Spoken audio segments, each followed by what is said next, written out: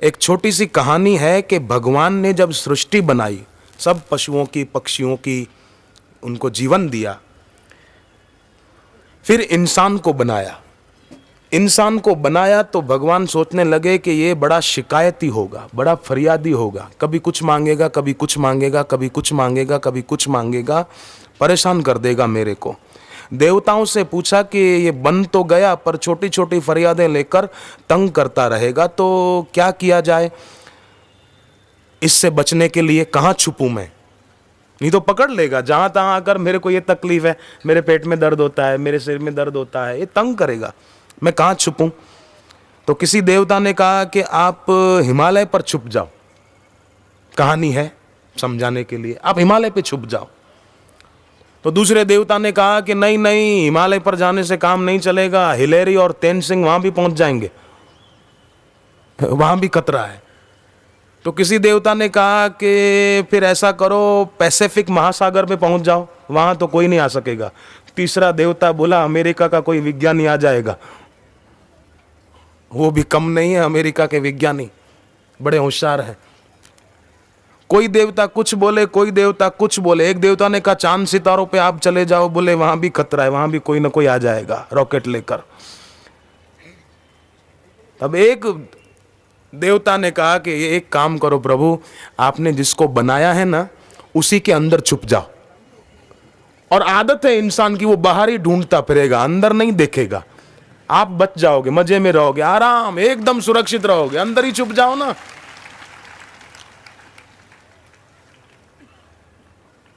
भगवान को ये बात बहुत बढ़िया है, बहुत बढ़िया है। अब लोग तब से सब जगह जाते हैं, बद्रीनाथ जाते हैं, रामेश्वरम जाते हैं, इधर जाते हैं, उधर जाते हैं, कई जगह जाते हैं, पर अपने अंदर ही नहीं जाते हैं, अंतर्मुखी वृत्ति नहीं बना पाते। और कोई बनाने को बैठते हैं तो थोड़ी देर मन नहीं लगता तो फिर ऊब जाते, छोड़ देते, मेरा मन नहीं लगा। नहीं, अनिर्विण चेतसा तम विद्या दुख संयोगम वियोग योग संगितम स निश्चयेन योक्तव्यो अनिर्विण चेतसा। उबना नहीं, कभी भी उकताना नहीं, नहीं हम करेंगे जरूर। और जो बोले मन नहीं लगे तो करने से क्या फायदा, ये तो ऐसा हुआ कि एक आदमी तैरना सीखने गया, तो स्वाभाविक है पहली पहली बार पानी में गिरा, थोड़ा पानी नाक में गया, आंखों में गया, कान में गया, बड़ा परेशान हुआ, बड़ी मुश्किल से बाहर आया। और बाहर आके कहने लगा कि या खुदा, मैं कसम खाता हूं तेरी, जब तक ठीक से तैरना नहीं सीखूंगा तब तक पानी में पैर नहीं रखूंगा। तो बिस्तर पे तैरना सीखेगा, सड़क पे तैरना सीखेगा, रेती के ढेर पर तैरना सीखे, कहां सीखेगा? पानी में ही छलांग लगानी पड़ेगी। ऐसा ही मन नहीं लगता तो भी करें, उनको प्रार्थना करें कि मैं आपकी शरण में हूं, बस मैं आ गया, अब मेरा मन लगे न लगे आप जानो, मैं तो आ गया हूं, हम आपके हुए, बस तेरे दर पे हो बसेरा, जीवन में हो सवेरा, मेरे गुरुदेवा तेरे दर पे हो बसेरा। तेरे दर पे माने कोई सब नांदेड़ छोड़कर, अपना अपना छोड़कर, लातूर छोड़कर सब अहमदाबाद आ जाओ, ये मेरे कहने का अभिप्राय नहीं है, पर भीतर से उनके पास हो जाएं, उनके निकट हो जाएं, जैसे और भक्त हुए ऐसे हम भी हो जाएं, कितना अच्छा होगा। एक छोटा सा भजन है ऐसा, तेरे दर पे हो बसेरा, जीवन में हो सवेरा। जिनके जीवन में गुरु नहीं है ना, सच्चे सदगुरु नहीं, उनके जीवन में रात बनी रहती है। भले उनको लगे कि सुबह हो गई, जागे हम, पर नहीं जागे अभी। जागा तो वो जिसको संसार के भोगों से वैराग्य आ गया। जानिए जीव तब ही जग जागा, जब सब विषय विलास विरागा। जब सारे विषयों से वैराग्य आ जाए और घर को ही मंदिर बना दे अपनी भक्ति के प्रताप से, उसका घर ऐसा हो जाए, गुरु नहीं, गुरु भक्ति नहीं, तो घरों में भी लोग उत्पात मचाते हैं।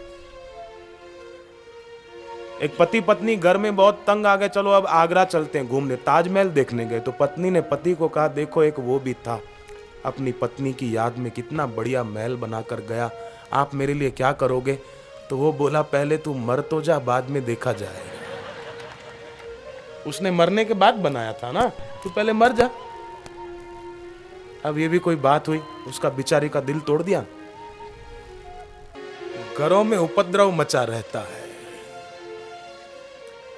पर जिनके जीवन में भक्ति होती है, पति पत्नी, बेटा बेटी, सास बहू, उनके घरों में शांति के साम्राज्य की स्थापना रहती है। देश में राम राज्य हो कि न हो, पर ऐसे साधकों के घर में तो राम राज्य होता ही है।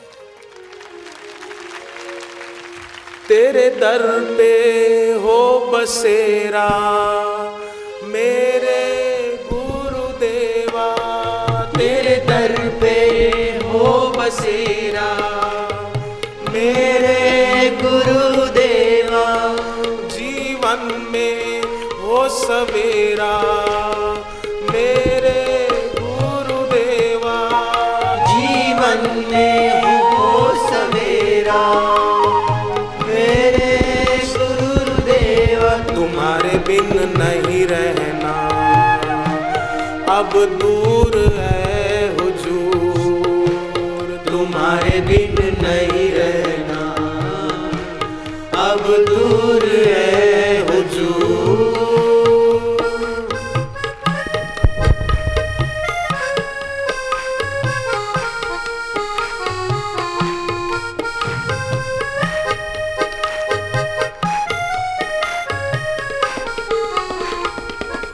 तुमसे सदा मैं तुमको ही मांगू, तुमसे सदा मैं तुमको ही मांगू, तेरी याद में ही सोऊं और जागूं, तेरी याद में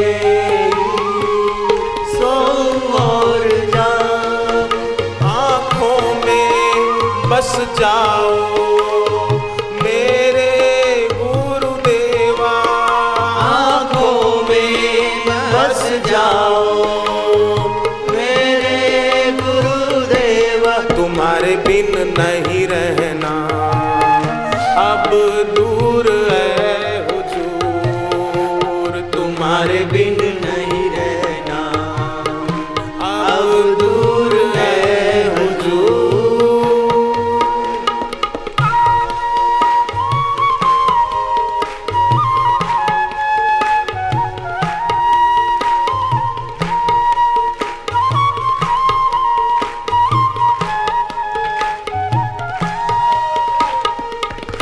तुमसे ही रोशन जीवन हमारा, तुमसे ही रोशन जीवन हमारा, शुक्रिया करे कैसे गुरुवर तुम्हारा, शुक्रिया करे कैसे गुरुवर तुम्हारा, मेरे दिल में बस जाओ मेरे गुरुदेवा, मेरे दिल में बस जाओ मेरे गुरुदेवा, तुम्हारे बिन नहीं रहना अब दूर है हुजूर, तुम्हारे बिन नहीं रहना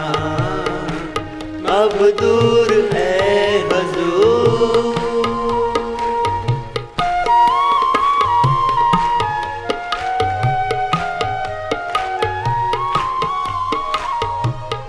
भोगों से हमको सदा तुम बचाना, भोगों से हमको सदा तुम बचाना, सुख हो या दुख हो सदा याद आना, सुख हो या दुख हो सदा याद आना, तुम हमारी हर खुशी हो मेरे गुरुदेवा, तुम हमारी हर खुशी हो मेरे गुरुदेवा, तुम्हारे बिन नहीं रहना अब दूर है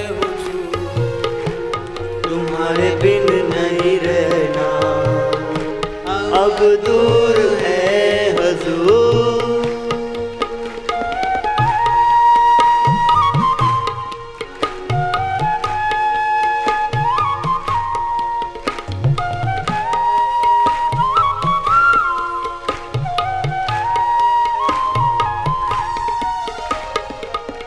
तुमसे जुदाई सह नहीं सकते, तुमसे जुदाई सह नहीं सकते, बिन तेरे हम रह नहीं सकते, बिन तेरे हम रह नहीं सकते।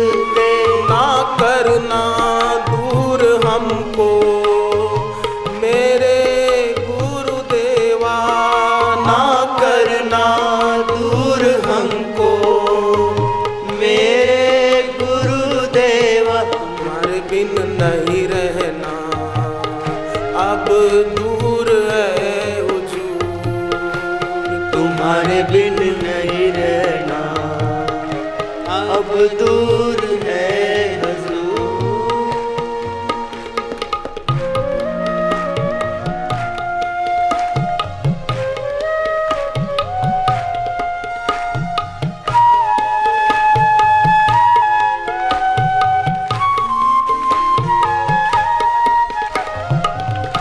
करुणा निधान हो तुम सबसे प्यारे, करुणा निधान हो तुम सबसे प्यारे, हम सबके गुरुवर तुम ही हो सहारे, हम सबके गुरुवर तुम ही हो सहारे। तेरे दर्शन नित पाऊं मेरे गुरुदेवा, तेरे दर्शन नित पाऊं मेरे गुरुदेवा, तुम्हारे बिन नहीं रहना अब दूर है हुजूर। तुम्हारे बिन नहीं रहना अब दूर है हुजूर। मीरा नाचती थी तो लोग मीरा को पागल बोलते थे, मीरा रोती थी तो लोग मीरा को पागल बोलते थे, पर पागल बोलने वालों को मीरा का नाच तो दिखता था, पर मीरा किसको देखकर नाचती थी वो लोगों को कहां दिखा।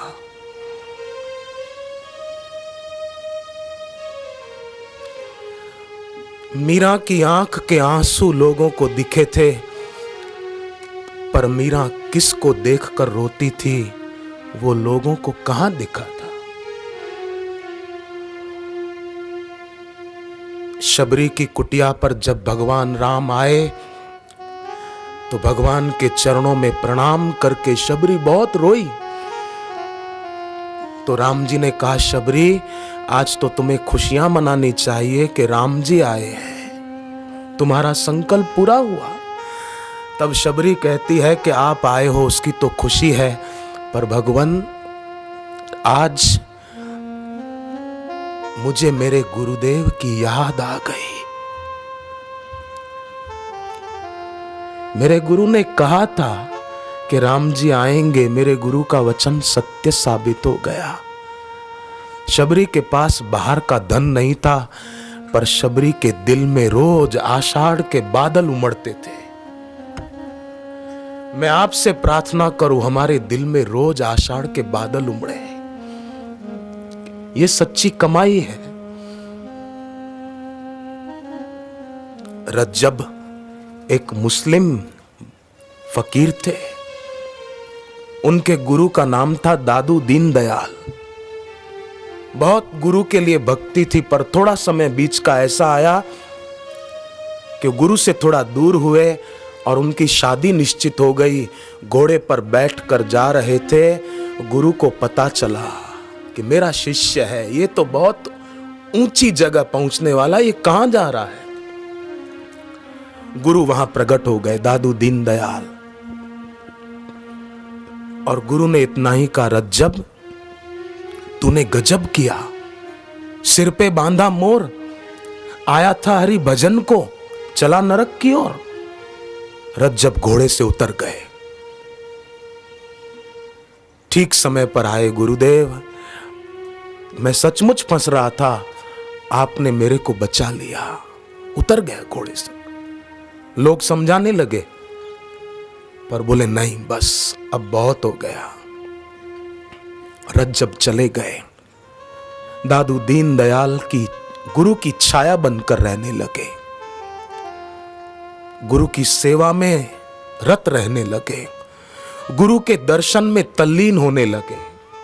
और गुरु के दर्शन में तल्लीन होने के कारण उनकी दृष्टि दिखने वाले दृश्य में उलझती नहीं थी। बस गुरु, मेरे गुरुदेव, मेरे गुरु। एक दिन गुरु ने फिर परीक्षा लेते हुए कहा, बेटे तू तो शादी करने जा रहा था और मैंने तुझे बीच में आकर घोड़े से उतार दिया। बेटे मुझे माफ करना, तू जा, भले फिर से शादी कर ले। तब रज्जब की आंख में आंसू आ गए। बोले क्यों बेटे, मैंने तुझे कुछ बुरा तो नहीं कहा? बोले नहीं गुरुदेव, मुझे रोना तो इसलिए आया कि अभी भी मैं कितना कमजोर हूं। मेरे गुरुदेव को मुझे कहना पड़ता है कि जा शादी कर ले। मेरी कमजोरी है गुरुदेव, मुझे माफ करना। मैं अपनी भक्ति को बढ़ाऊंगा, मैं अपनी साधना को बढ़ाऊंगा, मैं अपनी प्रीति को बढ़ाऊंगा, मैं भोगों की आसक्ति से अपने को बचाऊंगा। गुरु रज्जब की भक्ति से बड़े प्रसन्न हुए।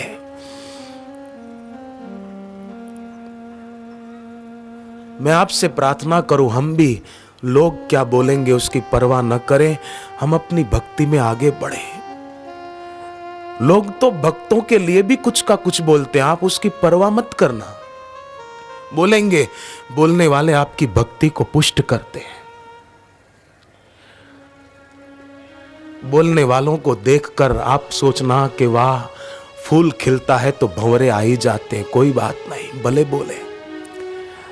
विवेकानंद रात को उठकर रोते थे, काश एक दूसरा विवेकानंद भगवान ने और बनाया होता, मेरे को पहचान पाता।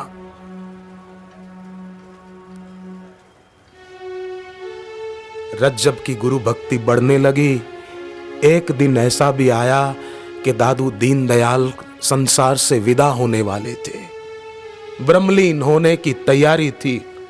रज्जब को पता चल गया, पर अब कर भी क्या सकते थे। बार बार गुरु के चरणों में प्रणाम कर रहे, बार बार गुरु के चरणों में सिर झुका रहे, गुरुदेव को प्रार्थना कर रहे थे, गुरुदेव आप मुझे अपने साथ ले चलो, मैं आपके बिना जी नहीं पाऊंगा, तुम्हारे बिन नहीं रहना। रज्जब का दिल, रज्जब का रोम रोम पुकार रहा था, तुमसे जुदाई सह नहीं सकते, बिन तेरे हम रह नहीं सकते। रज्जब का दिल कह रहा था, तुमसे जुदाई सह नहीं सकते, बिन तेरे हम रह नहीं सकते। ना करना दूर हमको मेरे गुरुदेवा, ना करना दूर हमको मेरे गुरुदेवा। न तुम बिन चाहिए जन्नत मुझे हुजूर। रज्जब का रोम रोम कह रहा था कि मेरे गुरुदेव आपके बिना मेरे को जन्नत भी नहीं चाहिए। मुझे स्वर्ग नहीं चाहिए। आपके बिना योग वशिष्ठ में कथा आती है, शिव जी का एक भक्त था उपमन्यु। आयोदौम्य का एक उपमन्यु और था, शिव जी का एक उपमन्यु और था। आंखों की रोशनी खो बैठा था, कुएं में गिर पड़ा था। शिव जी परीक्षा लेने आए, इंद्र का रूप लेकर के चल मेरे साथ। शिव जी की भक्ति से तेरे को क्या मिला? कुएं में गिर पड़ा, तेरी आंखों की रोशनी चली गई, चल मेरे साथ स्वर्ग में, मैं इंद्र हूं, तुझे हर प्रकार से सुखी रखूंगा। उपमन्यु जिसकी आंखों की रोशनी चली गई थी, वो बोला कि खबरदार इंद्र, मेरे शिव जी के लिए कुछ बोले तो। मेरे शिव जी की भक्ति करते करते अगर मैं नरक में चला जाऊं तो भी मुझे पसंद है, और मेरे शिव जी के बिना का स्वर्ग भी धिक्कार है उस स्वर्ग को जहां मेरे शिव जी का ध्यान मैं न कर सकूं।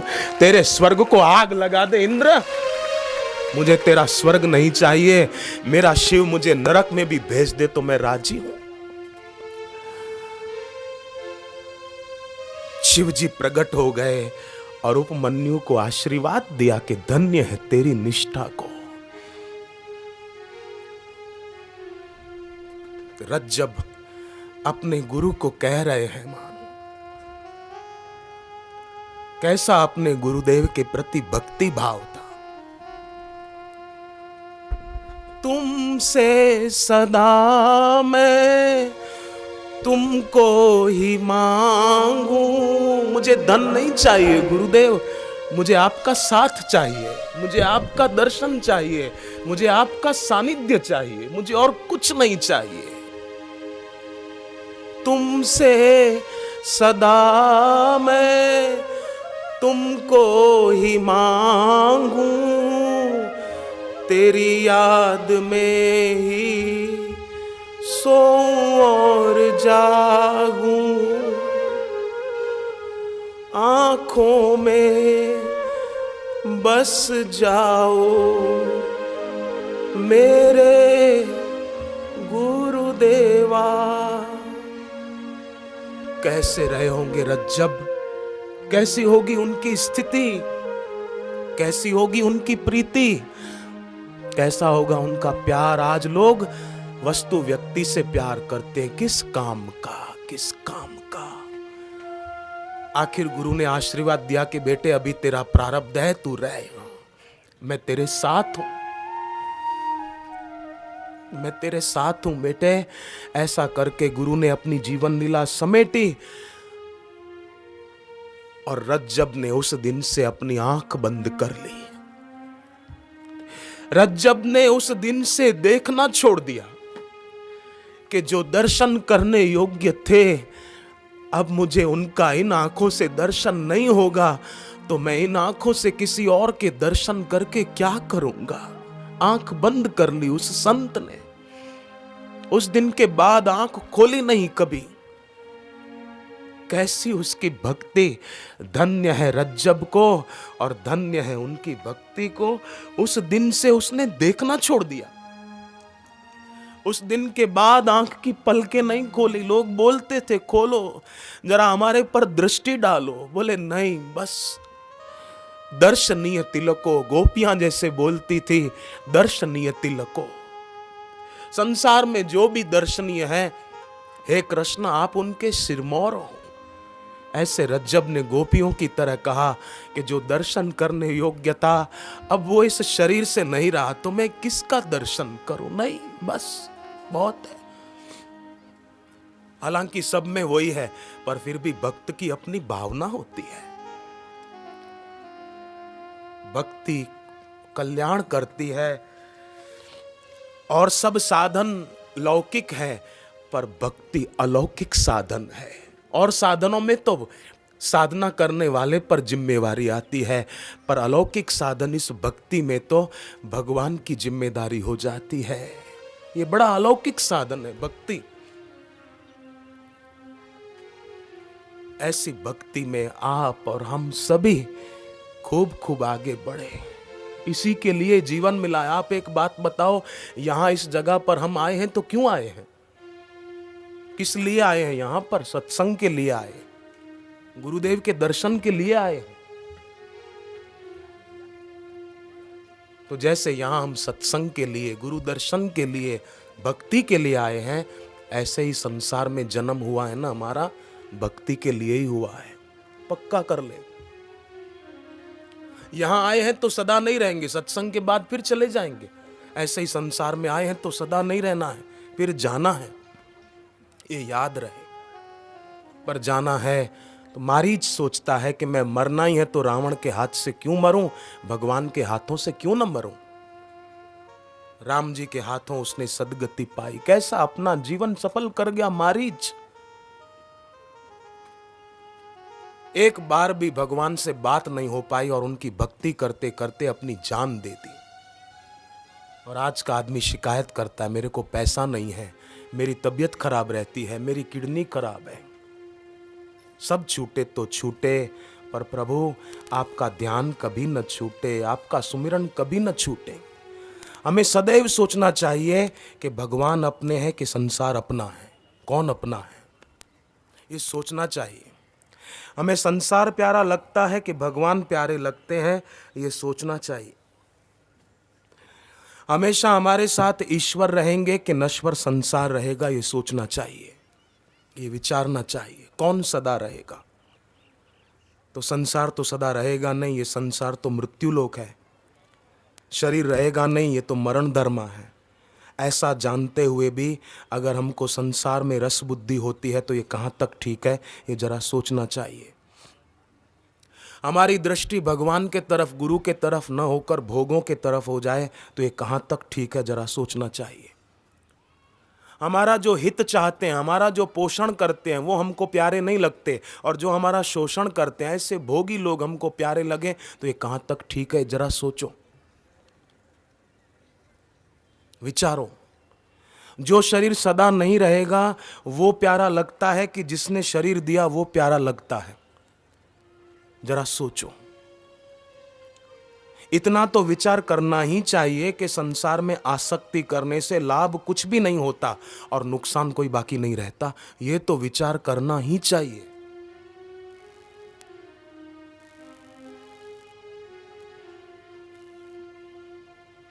नास्तिक आदमी भी इस बात को अस्वीकार नहीं कर सकता। घोर नास्तिक आदमी हो, वो भी इस बात को अस्वीकार नहीं कर सकता कि संसार में जो दिखता है वो सब का सब मिल नहीं सकता, और जो मिला हुआ है वो सदा टिक नहीं सकता। ये नास्तिक को भी मानना पड़ेगा। तो विचारना चाहिए, हमें कौन अच्छा लगता है। जो हमें भगवान में लगाएं वो अच्छे लगते हैं, या जो भोगों में लगाते हैं वो अच्छे लगते हैं। जिनके संग से राग द्वेष ईर्ष्या बढ़े वो अच्छे लगते हैं, कि जिनके संग से प्रीति बढ़े वो। प्रामाणिकता अच्छी लगती है कि दगाबाजी और जालसाजी अच्छी लगती है। और अगर दगाबाजी जालसाजी अच्छी लगती है, भोग अच्छे लगते हैं, तो सोचो आज तक दुनिया के भोगों से लाभ क्या हुआ और नुकसान कितना हुआ। आयु बीत गई। इसलिए अनमोल जीवन संभालना चाहिए और देखना चाहिए कि हम कहाँ जा रहे हैं, किसमें मन लग रहा है। जिस संसार में मन लग रहा है वो क्या फायदा देता है, और जिसमें मन नहीं लगता, ऐसे भगवान से क्या नुकसान हुआ है। भगवान से क्या नुकसान हुआ? जिसमें मन लगता है उस संसार ने हमको क्या दे दिया, और जिसमें मन नहीं लगता वो क्या हमारा बिगाड़ते हैं। अरे उसी ने जीवन दिया है, उसी ने हमको कृपा करके सत्संग में भेजा है। जरा विचार करना चाहिए, वासना क्या फायदा करती है और उपासना क्या नुकसान करती है, ये सोचना चाहिए। उपासना क्या बिगाड़ेगी? अरे लाभ कराएगी, लाभ, लाभ की कछु हरि भक्ति समाना। जरा विचार करना चाहिए, और ये भी विचार करना चाहिए कि हमारा भला चाहने वाले कौन हैं, कि सद्गुरु हैं, तो क्यों ना हम उनका कहा माने। ये जरूर जरूर विचार करना चाहिए। और ये भी सोचना चाहिए कि पूर्व के जो संत हुए हैं उन्होंने संसार में मन न लगाकर भगवान में मन लगाया और उनका सुमिरन किया, तो आज तक उनका आदर हो रहा है। तो हम भी क्यों न वैसा ही करें। उन्होंने जो मार्ग दिखाया उस पर चलें। हमारे अंदर भी तुकाराम का फिर से जन्म हो, हमारे अंदर मुक्ताबाई का जन्म हो, हमारे अंदर मीरा का फिर से जन्म हो, हमारे अंदर प्रहलाद की भक्ति का फिर से जन्म हो जाए, जीवन सार्थक हो जाए। हम ईश्वर को याद नहीं करते, फिर भी ईश्वर हित चाहते हैं, और अगर याद करें, मन लगाएं, भक्ति करें तो कितना अच्छा होगा।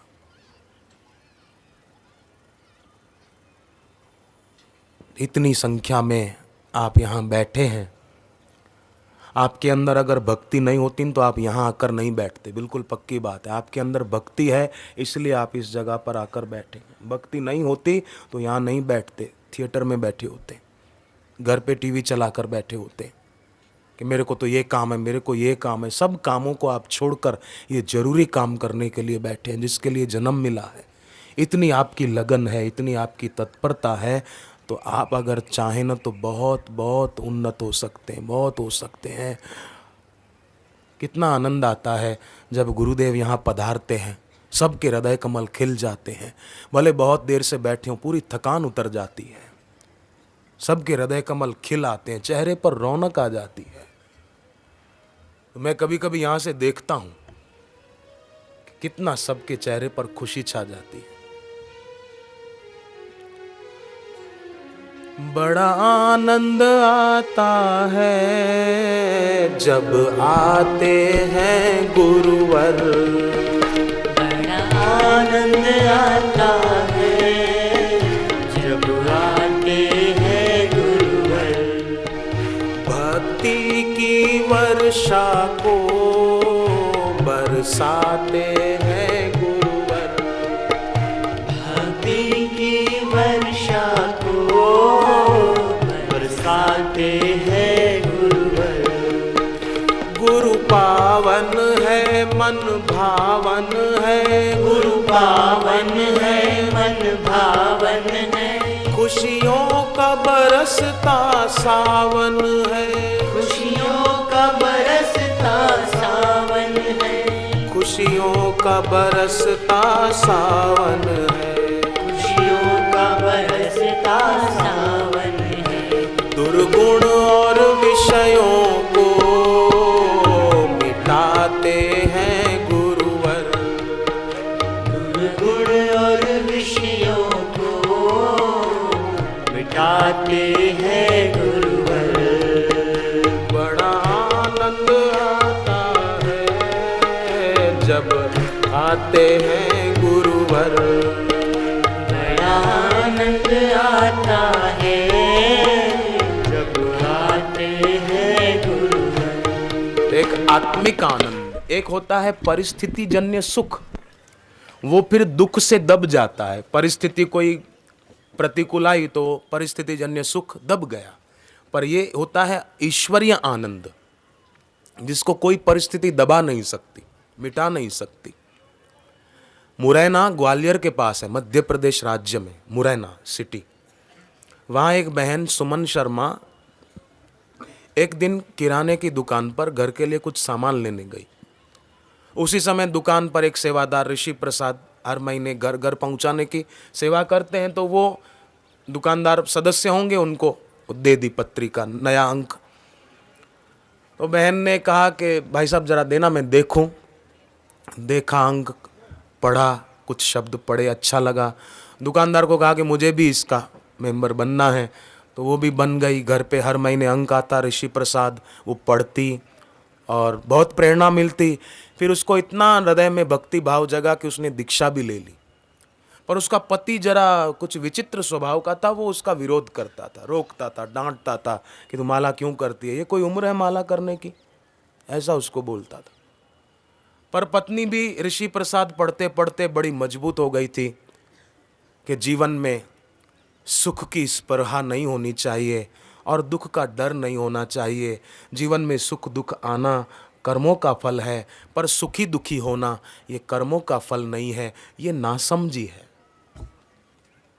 कई लोग दुख आने पर सोचते हैं मैं भाग जाऊं, यहां से कहीं भाग जाऊं। नहीं नहीं, स्थान बदलने से काम नहीं होगा, स्थिति बदलने से काम होगा। परिस्थिति बिगड़े पर मन की स्थिति मजबूत हो। गुरु गोरखनाथ के पास एक आदमी आया, बोले मैं आत्महत्या करना चाहता हूँ। गोरखनाथ जी ने कहा अभी जा, जल्दी, देर मत कर, लवकर जा भाऊ, नदी मध्य, लवकर जल्दी जा। तो वो कहने लगा मैं तो सोच रहा था आप मेरे को मना करोगे, मेरे को समझाओगे, रोकोगे कि नहीं नहीं आत्महत्या पाप है, पर आप तो मेरे को कह रहे हो जल्दी मर जा। बोले हाँ हाँ बिल्कुल जल्दी, अभी जा तू, तुरंत दान महाकल्याण, जल्दी जा। क्योंकि तू मर जाएगा ना तो तुझे लगेगा बाद में, तू पछताएगा कि तेरी मृत्यु तो हुई नहीं, शरीर छूट गया। शरीर ही छूटता है ना। लोग बोलते हैं मैं आत्महत्या करूं, अरे आत्महत्या कौन कर सकता है, किसके बाप की ताकत है आत्महत्या करे? आत्मा की कभी हत्या होती नहीं, हत्या होती है तो शरीर की होती है, आत्मा की कैसे होगी? ईश्वर अंश, जीव अविनाशी, जीव अविनाशी है। तो वो बहन मन में प्रार्थना करती थी कि बापूजी मेरे को जैसे भक्ति दी, मेरे पति को भी देना, ऐसी प्रार्थना करती थी। तो सचमुच उसके पति भी दीक्षा ले ली और भक्त बन गए। बहनों की सद्भावना कितना रंग लाती है देखो। अब वो पति हर रविवार को छुट्टी होती है ऑफिस की, तो वो ऋषि प्रसाद की सेवा करते हैं, क्योंकि ऋषि प्रसाद में वेदों का ज्ञान है, उपनिषदों का ज्ञान है। मैं तो सभी से कहूँ पढ़ें पढ़ाएं।